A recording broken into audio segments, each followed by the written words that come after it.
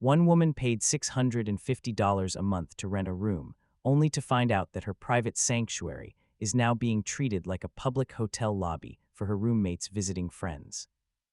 You are listening to a story of boundaries, rent, and the terrifying moment when a home you worked hard to secure suddenly feels like it no longer belongs to you.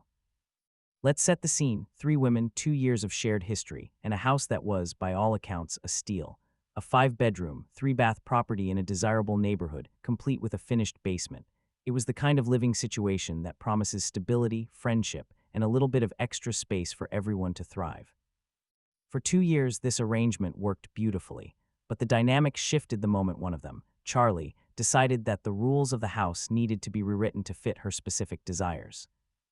When they first moved in, Charlie was the first to suggest a change. She proposed that the 3 of them should pay different amounts of rent. Her logic: they would all be setting up home offices in the 2 spare bedrooms. She wanted to pay more for the privilege of having a dedicated workspace. It was a reasonable idea on paper. However, there was a catch. Charlie didn't want to use the finished basement for her office. She referred to it as being banished to the lower level, a sentiment that suggested she felt the basement was inferior, or perhaps just too far removed from the main living area. She wanted to be on the main floor. So a compromise was struck. Tessa and the narrator, both working from home or on hybrid schedules, agreed to pay a slightly higher rent to secure their respective spare rooms. But the narrator drew a very clear, very firm line in the sand. The deal was simple. The narrator's room was a private office. It was not to be a shared space. It was not to be a guest room. It was a sanctuary for work, for focus, for the quiet needed to succeed in a demanding career.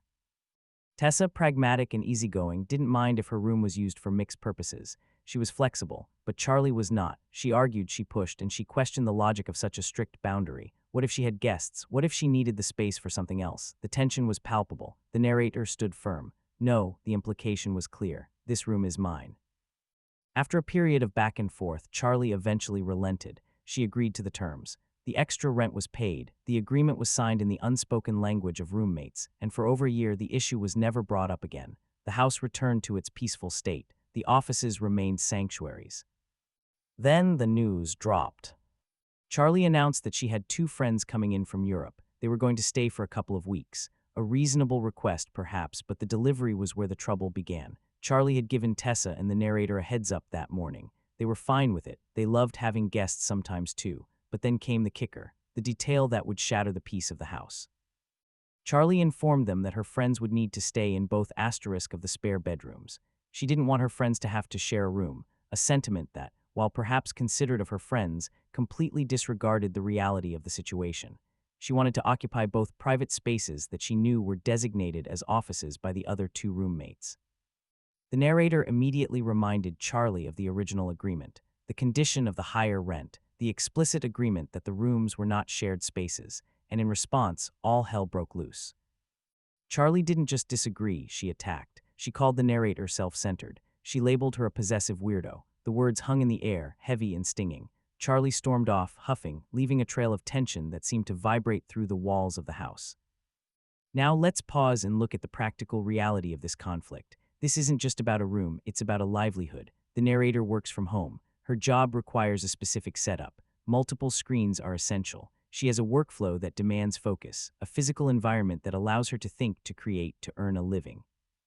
The idea of moving her entire setup to her bedroom is not a minor inconvenience. It is a logistical nightmare. Her desk, her monitors, her cables. It is a complex ecosystem. Furthermore, the basement, the only other potential space, is not an option. The narrator's desk physically would not fit down the stairs. It is a physical impossibility to relocate the workspace there without significant renovation or purchasing entirely new equipment. So the narrator is left with nowhere to go but her bedroom, a room that is already hers, but which would become a chaotic blend of sleeping and working, a space that would never be quiet again for the duration of her friend's stay. Tessa, caught in the middle, tried to be the peacemaker. She offered to help the narrator set up a temporary workstation in her bedroom. She suggested that the narrator should just drop it, that it would be worth it to keep the peace. She framed it as a small sacrifice for a great roommate experience.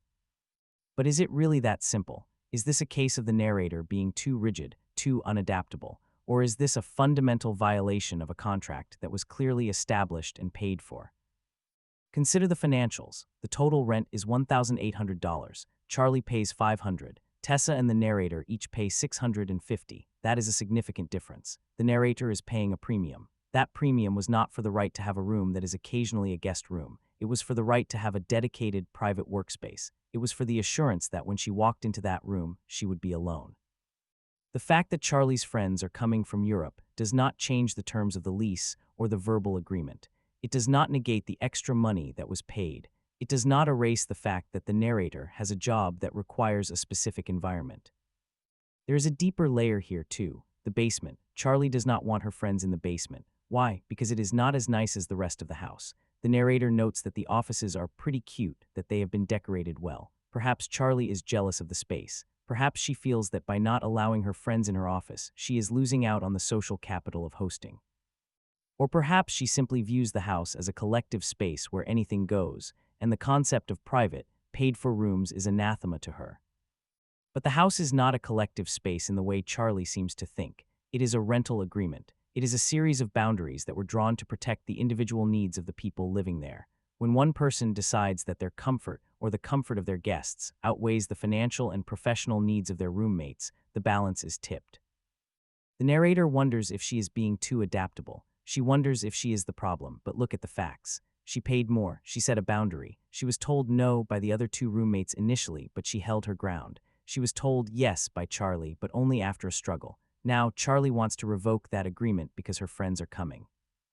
If the narrator caves now, what happens next time? What happens when Charlie decides her friends from another country want to stay for a month? What happens when she decides she needs the room for a weekend project? The precedent is set. The boundary is erased. The extra rent paid becomes meaningless. Tessa's offer to help set up a workspace in the bedroom is well-intentioned, but it minimizes the issue. It treats the violation of a financial and professional boundary as a mere inconvenience to be solved with a little rearranging of furniture. It suggests that the narrator's need for a quiet, dedicated space is less important than Charlie's desire for her friends to have a nice place to sleep. But for the narrator, this is not about being difficult. It is about respect. It is about honoring the agreement that made this living situation possible. It is about the right to work without interruption in the space she specifically paid to secure. The house is 1,600 square feet. The offices are the smallest rooms. The narrator could technically move her desk to her bedroom, but the basement is not an option. The physical constraints are real. The professional constraints are real. The financial constraints are real. So where does the blame lie? Is it on the narrator for refusing to move her life to a smaller, less functional space? Or is it on Charlie for expecting that the rules of the house can be rewritten whenever she has guests? The narrator has been a great roommate. They have had no major issues for 2 years. This is the first time this has happened. That makes the betrayal of trust feel even sharper. It feels like a test of character, and the narrator feels like she is failing because she is holding onto a rule. But sometimes the most difficult thing to do is to stand firm in the face of pressure. Sometimes the self-centered weirdo label is just the reaction of someone who is being held accountable for their actions. Charlie is the one who agreed to the terms. Charlie is the one who paid the lower rent. Charlie is the one who wants to change the rules now. The narrator is not asking for a favor. She is asking for the agreement to be honored. She is asking for the sanctuary she paid for to remain a sanctuary. She is asking for her work, her livelihood, and her peace of mind to be respected. In the end, this is a question of values. Does the comfort of a guest outweigh the professional needs of a resident? Does the desire for a nice guest room override the explicit terms of a rental agreement? Or is there a middle ground where everyone's needs are met without one person sacrificing their livelihood for the sake of a weekend? The narrator is left standing in the doorway of her office, surrounded by her screens and her work, wondering if she is the one who is wrong for wanting to keep the promise that was made to her. So what would you do if you were in this situation? Would you move your entire life to your bedroom to keep the peace? Or would you stand your ground and protect your investment and your work? Drop your answer in the comments below. The story is far from over, and the decision you make could change the future of this friendship forever.